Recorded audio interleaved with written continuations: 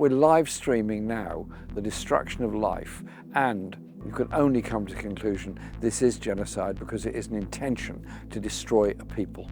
The conflict in Gaza is the most intense I've ever known. 34,000 people killed, including 15,000 children, and many more bodies to be found under the rubble, and a clear intention by Israel to occupy the whole of the Gaza Strip. Israel is now in breach of the UN Security Council, General Assembly, International Court of Justice, and the Fourth Geneva Convention on the Powers of an Occupying Authority. President Biden, surprisingly, said they were going to withhold further arms shipments to Israel if they continue with the bombardment of Rafah.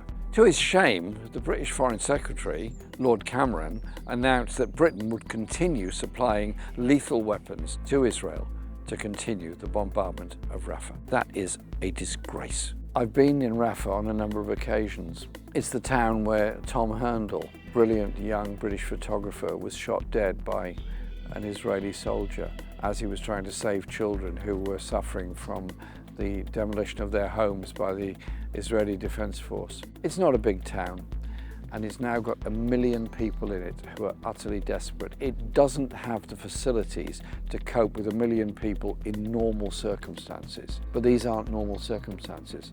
No water, no medicine, no food, no electricity, no sewage disposal systems. There's as many people now dying from wholly preventable medical conditions like diarrhea and dehydration than there are that have been killed by Israeli bombs.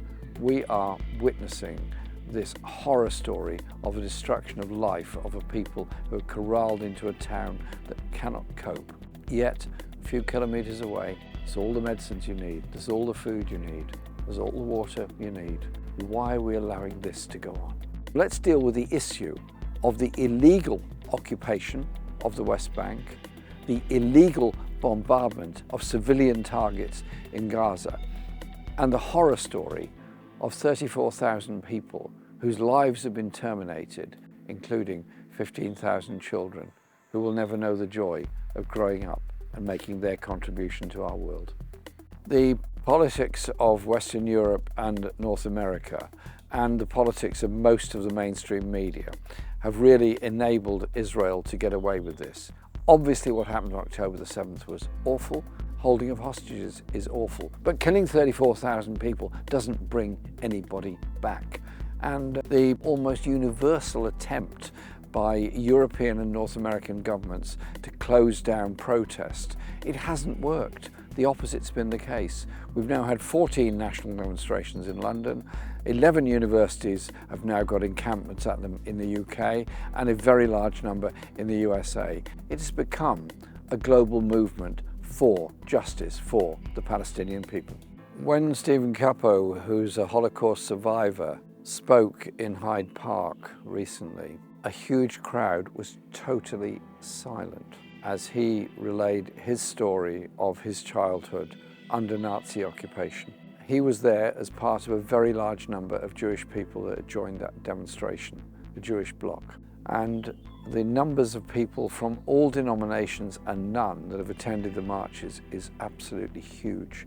What we have are marches of hope, not of hate.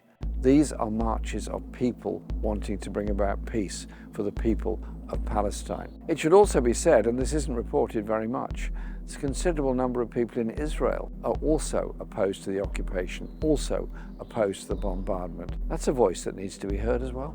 From horror stories comes hope.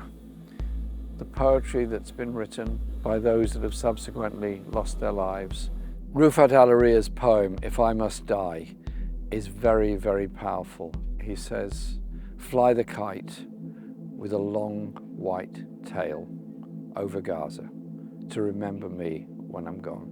The people that have awoken to the horror of what's going on in front of them and that indomitable spirit of Palestinian people to survive. That's what gives hope to the world. The media overall, I don't think has covered itself in glory. It has tended to be partisan in its reporting and its analysis of the history of the situation. Independent media is crucial to all of us. DDN is brilliant. So follow DDN on Patreon.